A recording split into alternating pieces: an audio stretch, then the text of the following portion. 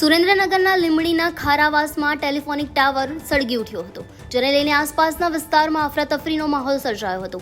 આગ લાગતાની સાથે જ ફાયર ટીમ ઘટનાસ્થળે પહોંચી હતી અને આગને કાબૂમાં લીધી હતી। આગ લાગવાનું કારણ હજુ પણ અકબંધ છે, ત્યારે ચર્ચાનો વિષય એ બની ગયો છે કે આગ લાગતા જો કોઈ પણ પ્રકારની જાનહાનિ થઈ હોય તો જવાબદારી કોની બનતી, પરંતુ સદનસીબે કોઈ જાનહાનિ થઈ ન હતી। નમસ્કાર મિત્રો, આજે લીંબડીમાં ટાવર નાખવામાં આવેલો છે અને કોઈ લોકો એને બંધ કરવા માટે આવેલા છે। તો અત્યારે એમને પૂછવામાં આવ્યું કે આ ટાવર જે છે એ એના કર્મચારી છો, તો કે અમે એના કર્મચારી નથી। તો તમે કોણ? કે અમે બંધ કરવા માટે આવ્યા છીએ। તો શા માટે બંધ કરવા માટે આવ્યા છે? કંપનીવાળા કેમ નથી આવ્યા? આ એક જોવાનું રહ્યું। ત્યારે અહીંનો મુદ્દો એવો હતો, અહીંનો કે ગેરકાયદેસર ટાવર નાખવામાં આવ્યો હોય એવી પણ ચર્ચાનો વિષય હાલ બની રહ્યો છે। તો આ માટે સરકાર દ્વારા કંપની વિરુદ્ધ ફરિયાદ દાખલ કરવામાં આવે।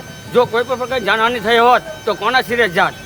તો આવા ઘણા બધા કાંડો થઈ ચૂક્યા છે। આ વધુ કાંડ ના થાય એ માટે સરકાર દ્વારા એક સુનિશ્ચિત પગલાં લેવામાં આવે।